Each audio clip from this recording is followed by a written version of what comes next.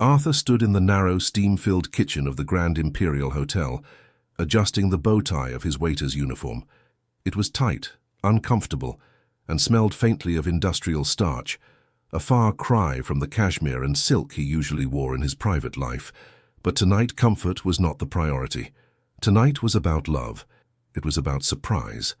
It was about supporting his wife, Elena, on the biggest night of her career without stealing her spotlight. For the past 5 years, Arthur had played the role of the supportive, quiet husband. To the outside world, and even to Elena lately, he was a retired consultant living off a modest nest egg, a man who enjoyed gardening and reading history books. Elena, on the other hand, was the rising star of the marketing world, a woman whose ambition consumed her. She believed Arthur was comfortable but stagnant, a man with no drive. She had no idea that the consulting firm Arthur had sold a decade ago was a global tech giant, or that his nest egg was actually a diverse portfolio worth billions. He had kept the true extent of his wealth hidden to ensure he was loved for who he was, not what he could buy. Tonight was the Pinnacle Gala, an event Elena had organized for her company's biggest client. She had explicitly told Arthur not to come. She had said, "Arthur, you would be bored, and honestly, you don't really fit in with these people. They are sharks, and you are, well, you are a teddy bear. Stay home, order a pizza, and I will tell you all about it later." Her words had stung, wrapped in a condescending smile, but Arthur had brushed them off. He thought she was just nervous. He thought she wanted to protect him from the snobbery of the elite. So he had devised a plan. He called in a favor from an old friend who owned the catering company servicing the event. He would pose as a waiter. He would be a fly on the wall, watching his beautiful wife shine, and then, at the end of the night, he would reveal himself with a bouquet of her favorite lilies and a check to cover the entire cost of the gala as a donation in her name. It was going to be the perfect romantic gesture. He picked up a silver tray loaded with crystal flutes of champagne and stepped out of the kitchen. The ballroom was a sea of diamonds, velvet, and artificial laughter. The chandeliers alone cost more than most people's homes. Arthur moved through the crowd with the practiced invisibility of service staff. People looked right through him. They took glasses from his tray without a nod, without eye contact, treating him as nothing more than a piece of furniture. It was a humbling experience, one that Arthur usually appreciated. But tonight, his eyes were scanning the room for only one person. He found her near the VIP section, standing under a massive floral archway. Eleanor looked breathtaking in a crimson gown that hugged her figure, her hair cascading down her back like a waterfall of dark silk. She was laughing, her head thrown back, a glass of wine in her hand. But she wasn't alone. Standing intimately close to her was Marcus, her boss. Marcus was a man Arthur had met only once, a slick, arrogant corporate climber who wore suits that were too shiny and colognes that were too strong. Arthur moved closer, his heart swelling with pride at how commanding his wife looked. He wanted to hear her discuss strategy, to see her in her element. He stopped behind a large pillar, just a few feet away from them, hidden by the shadows and his uniform. He waited for a break in their conversation to step forward and surprise her. But the break never came. Instead, the tone of their voices made Arthur freeze. "You have outdone yourself, Elena," Marcus purred, his hand sliding from her shoulder down to the small of her back. "This is the event of the season. The investors are eating out of the palm of your hand." Elena giggled, a sound Arthur hadn't heard in years. It wasn't her real laugh. It was a practiced, flirtatious sound. "Stop it, Marcus," she said, though she didn't move away. "You know I did it for you. I wanted to show you what I am capable of." "I know what you are capable of," Marcus whispered, leaning in closer. His lips brushed her ear. "That is why I'm promoting you to vice president next month. Provided, of course, that you handle your baggage." Arthur felt a cold knot form in his stomach. Baggage. Eleanor sighed, taking a long sip of her wine. "I know. I am working on it. He is just so pathetic, Marcus. I told him not to come tonight because he would just stand there in his cheap suit and talk about his garden. It is embarrassing." Arthur's grip on the silver tray tightened until his knuckles turned white. Cheap suit. Garden. The things she used to say she loved about him. Marcus chuckled darkly. "You said he was retired?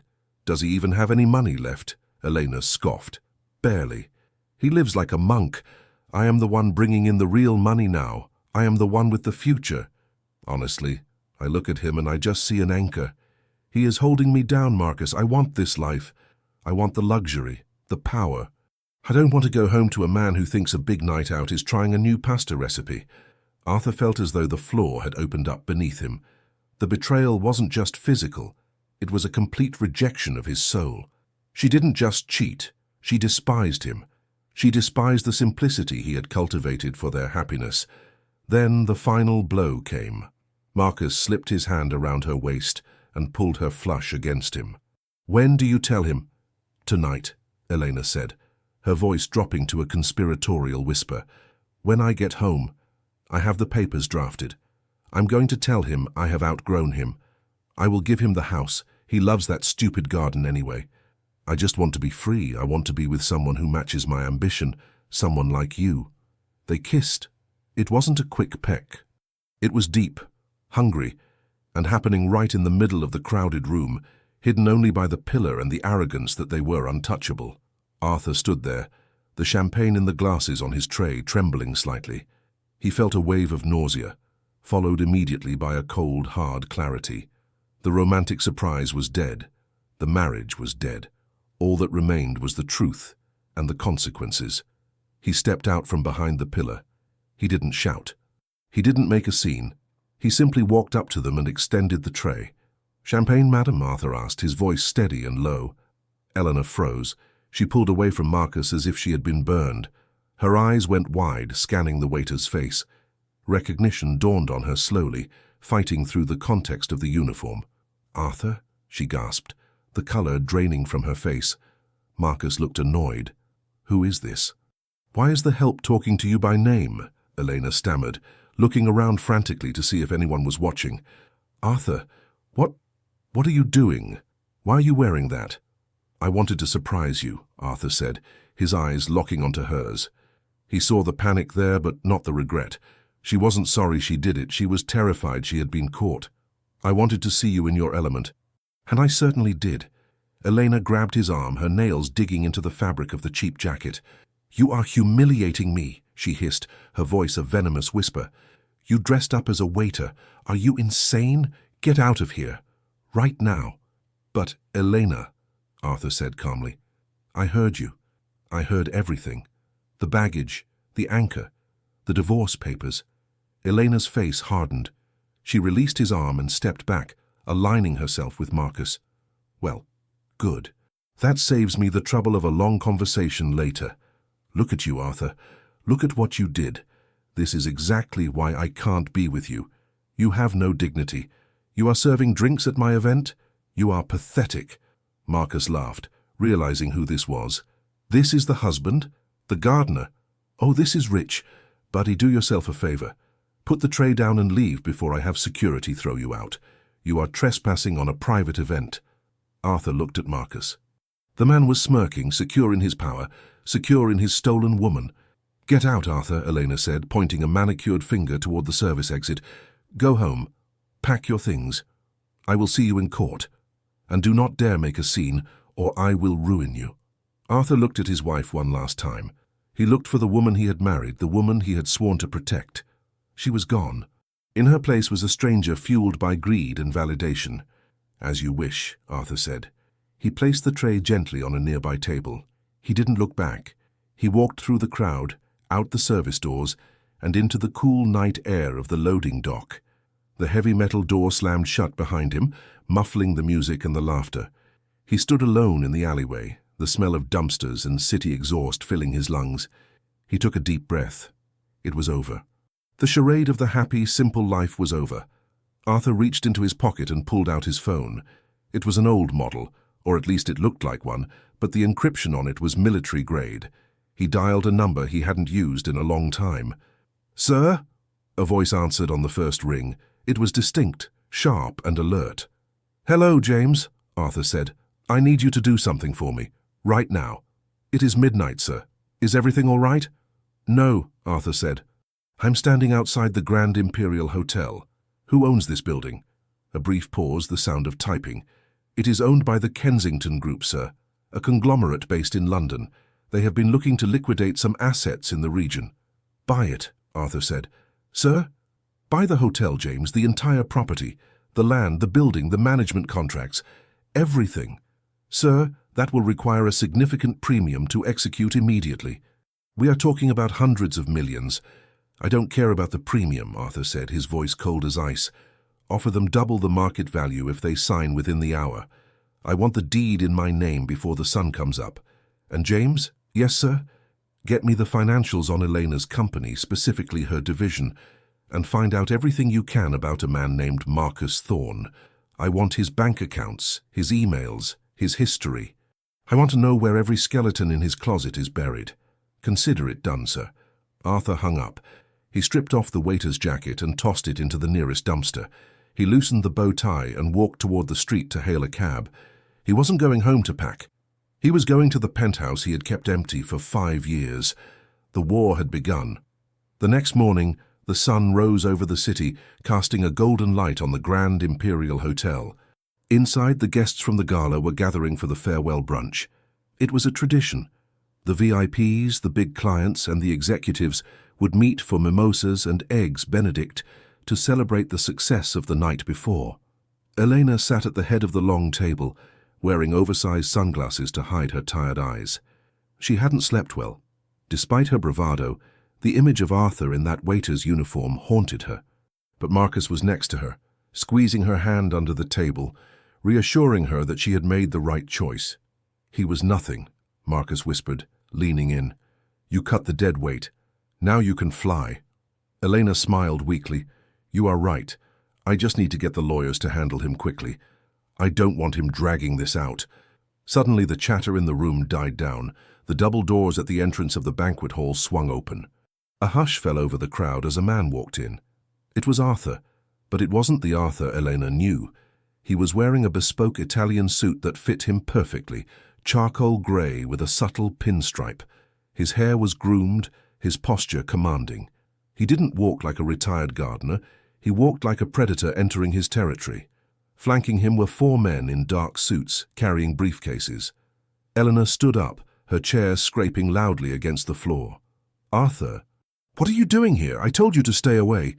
Marcus stood up too, puffing out his chest. Security, he yelled, waving his hand. Get this man out of here. He is harassing my vice president. 2 security guards near the wall hesitated. They looked at Arthur, then at Marcus, then back at Arthur. They didn't move. I said, remove him. Marcus screamed, his face turning red. Do you know who I am? I am the host of this event.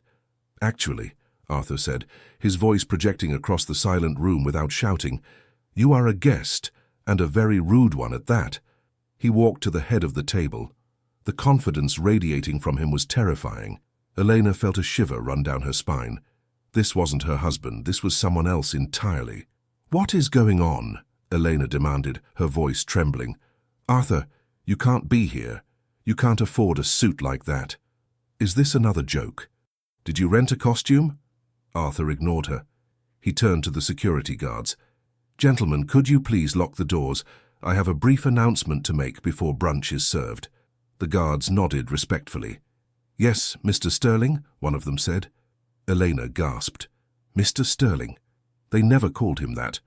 Arthur stood at the head of the table, looking down at Marcus and Elena. He reached out and picked up a glass of water, taking a slow sip. Last night, Arthur began, addressing the room full of executives and investors. I was kicked out of this venue. I was told I was trespassing. I was told I didn't fit in. I was told I was a dead weight and a peasant. He paused, letting the words hang in the air. It occurred to me that perhaps the management of this establishment was lacking, so I decided to rectify the situation. As of 3 a.m. this morning, I am the sole owner of the Grand Imperial Hotel. A gasp went through the room. Whispers erupted. Bought the hotel. Him? Eleanor's mouth fell open. You bought it? With what money? You have nothing. Arthur turned his cold gaze to her. I have everything, Elena. I sold my tech company, Sterling Systems, 7 years ago for $4.2 billion. I kept it quiet because I wanted a life of peace. I wanted a life where people loved me for me, not my bank account. The silence that followed was deafening. Elena looked like she had been struck by lightning. Billions? The man she had called a loser, The man she was dumping for a promotion was a billionaire? But that is not all, Arthur continued, motioning to one of his assistants. The man stepped forward and connected a tablet to the room's projection system. A large screen descended behind Arthur. Since I now own the venue, I have full access to the security logs and the recordings from the private suites, Arthur said. And since I am a majority shareholder in the parent company of your advertising firm, a purchase I made about an hour ago, I also have the right to review internal communications. The screen flickered to life. It wasn't a video of the affair. It was worse. It was a series of emails and financial documents. This, Arthur said, pointing to the screen, is a chain of emails between Marcus Thorne and a shell company in the Cayman Islands. It appears that while Marcus was busy seducing my wife to secure her loyalty, he was also embezzling millions from the client accounts. He was using Elena's signature on the approval forms to frame her as the fall guy in case he ever got caught. Elena turned to Marcus, her eyes wide with horror. What? You said those were standard invoices. Marcus was pale, sweat beading on his forehead. He is lying, he is faking it. And this, Arthur continued, clicking a button, is a recording from last night. The audio played through the room's speakers. It was crystal clear. I look at him and I just see an anchor. He is holding me down.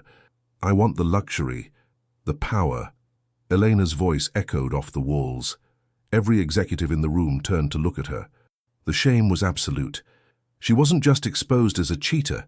She was exposed as a shallow, gullible fool who had thrown away a diamond to pick up a stone. Arthur signaled to the security guards. Mr. Thorne is to be escorted off the premises and handed directly to the police waiting outside. I believe they have a warrant for fraud and embezzlement. 2 guards grabbed Marcus. He didn't fight. He was too shocked. As they dragged him away, he screamed, "Elena, you signed the papers! You are going down with me." Elena stood there, trembling, tears streaming down her face. She looked at the empty chair where Marcus had been, then at the screen, then finally at Arthur. "Arthur," she whispered. Her voice was small, broken. "Arthur, I didn't know. He tricked me. He manipulated me." Arthur looked at her. His expression didn't change. He didn't look angry anymore. He just looked done. "He didn't trick you into calling me a loser," Arthur said quietly.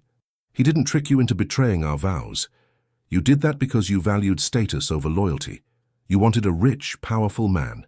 Well, you had one. And you threw him out like garbage." Elena took a step toward him, reaching out. "Arthur, please. We can talk about this. I love you. I was just lost. Please give me another chance. I can sign a post-nup. I don't care about the money." Arthur laughed. It was a dry, humorless sound. "You don't care about the money? Elena, that is all you care about. And that is why you will get none of it. My lawyers are filing for divorce as we speak. Since you were planning to leave me for infidelity, and I have proof of yours, you will leave this marriage exactly as you entered it, with nothing." He turned his back on her and addressed the room. "Please enjoy the brunch. It is on the house. However, Miss Elena is no longer an employee of this company, nor is she a guest at my hotel." "Security?" The remaining guard stepped forward. "Ma'am, this way." Eleanor looked around the room for support. Her colleagues looked away. Her friends studied their plates. She was a pariah. "Arthur!" she screamed as the guard took her arm. "Arthur, don't do this. I am your wife." "I loved you, Elena," Arthur said without turning around. "But I love myself more. Goodbye." The doors closed behind her, cutting off her pleas. Arthur stood there for a moment, adjusting his cuffs. The room was silent, everyone watching the man they had dismissed, the waiter they had ignored. He walked over to the table, picked up a strawberry from a fruit platter and ate it. "Now," Arthur said with a genuine smile, "who wants to discuss the new direction of the marketing firm?" 6 months later, Arthur sat on the terrace of his villa in Lake Como. The garden was magnificent, blooming with the lilies he had once planned to give Elena. He was alone, but he wasn't lonely. He had purged the toxicity from his life. He read the news on his tablet. Eleanor had avoided jail time by testifying against Marcus, but her reputation was destroyed. She was working as a junior assistant at a small agency in another city, living in a studio apartment. She had sent him letters, dozens of them, begging for forgiveness, begging for money. He hadn't opened a single one. Arthur took a sip of his espresso and looked out at the water. He had learned the most expensive lesson of his life, but it was worth every penny. He knew now that true worth wasn't in the bank account, but in the character of the person holding it. And he was finally, truly, free.